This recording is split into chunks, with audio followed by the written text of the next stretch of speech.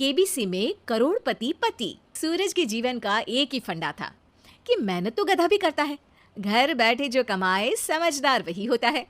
इसीलिए उसने कभी नौकरी ही नहीं ढूंढी।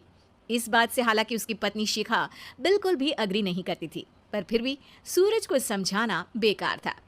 टीवी में कैसे बनोगे करोड़पति का ऐड देखकर उसे लगा कि बस अब तो घर बैठे ही वो करोड़पति बन सकता है, और उसके पीछे उसने अपने सारे सोर्सेस एक्टिव कर दिए।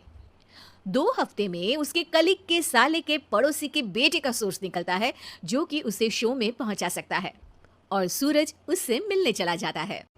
अच्छा, तो हमें मुकेश जी बता रहे थे कि आप हमें शो में पहुंचा सकते हैं। हाँ, उसमें कोई तकलीफ नहीं है। मैं कल अगर कोशिश करूँ तो इसी महीने में आपका नंबर आ जाएगा। अरे ये तो बहुत बढ़िया हो गया। अच्छा, वो सिलेबस और क्वेश्चन पेपर का कोई जुगाड़ है क्या? हैं? उसका तो कोई जुगाड़ नहीं है। तो वो वाकई में कुछ भी पूछ सकते हैं? हाँ, वो तो बच्चन जी पर है, जो पढ़ते हैं वो पूछ लेते हैं।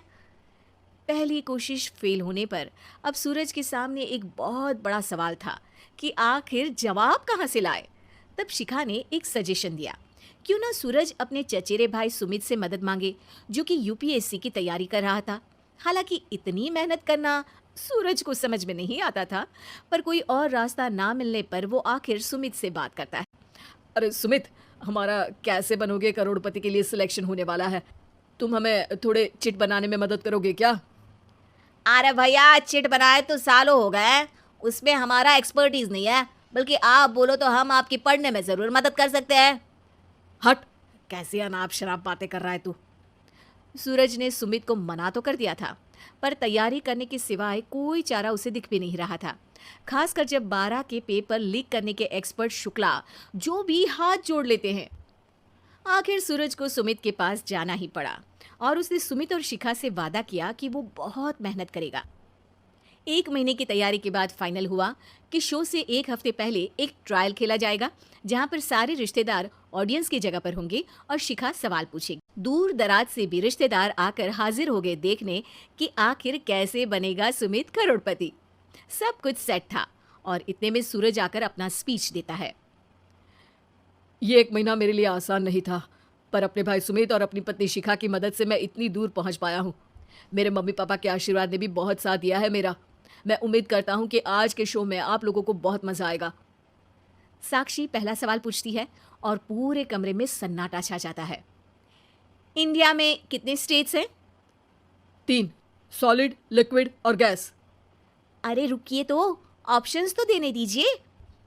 इतने में 5वीं कक्षा का चिंटू बोल उठता है। अरे क्या मामा, आप तो पहले सवाल पर ही आउट हो गए। अरे बेटा, पहला सवाल तो ट्रायल होता है ना। अरे तुम अब देखना। देखने जैसी बात तो थी ही। सूरज को इतना शांत किसी ने नहीं देखा था। कभी कभी तो लगता था मानो सूरज आंख खोलकर ही सो गया हो। मामा जल्दी करो प्लीज, कल सुबह पनवेल भी तो निकलना है। अरे हट, कंसंट्रेट करने दे मुझे। 3 सवाल में 3 लाइफलाइन खत्म हो चुकी थी, और अब चौथे सवाल पर भी सूरज का मौन नहीं टूटा, पर सूरज अभी भी हार मानने को तैयार नहीं था। उधर हर कोई सूरज को छोड़ सुमित को देख रहे थे। आखिर सुमित ने ही तो पढ़ाया था सूरज को। गजब बेइज्जती है यार। अरे बेटा, तो बाप का, दादा का, भाई का, सबका नाम बुड़वाएगा। अरे 3 लाइफलाइन ले ली तो भी तेरा कुछ नहीं होना है। अरे कोई इतनी बात करता है क्या शो पर? अरे बेटा, शो पर तेरे जैसे भी तो नहीं आते ना। सूरज की ये जंग आखिर 1 घंटे बाद 5वें सवाल पर खत्म हो गई, जब उसने इंडिया के नेशनल बर्ड का नाम कहा, कौवा। अरे बेटा, मजा तो बहुत आया, बस थोड़ा टाइम पर खत्म होता तो आनंद भी आ जाता। ताने बारिश के बूंदों की तरह बरस रहे थे, और सूरज को भी समझ आ रहा था कि ये करोड़पति बनना शायद उसके बस के बाहर की बात है। पर वो आखिर ये बात मान कैसे लेता? वो सख्त लौंडा जो ठहरा, उसने सोचा कि बेइज्जती तो हो ही चुकी है, पर अगर मैं हार नहीं मानूं तो शायद कुछ हो सकता है। शिखा तुम देखना, असली शो में आग लगा दूंगा, आग। करोड़पति बनूंगा मैं। हाँ, सब्जियां खत्म हो गई है घर पे, ले आओ। पहले पति बन जाओ, फिर करोड़पति बनना। अरे गजब बेइज्जती है यार। बेटा, अभी तो घर पर ही हुई है, 1 हफ्ते में तो तुम देश के सामने करवा कर आओगे। वैसे जब टीवी पर जाओ ना तो बस अपने मम्मी का ही नाम लेना, ठीक है? कोई पूछे तो बोलना कि पापा नहीं है मेरे। अरे पढ़ाई की, पेपर निकलवाए, इतने सारे लोगों को खाना खिलवाया, क्या फर्क पड़ा? इसीलिए मैं कहता हूँ कि मेहनत तो गधा भी करता है, घर बैठे जो कमाए वही सिकंदर। लेकिन मामा, गधे भी जानते हैं कि हमारा राष्ट्रीय पक्षी मोर है।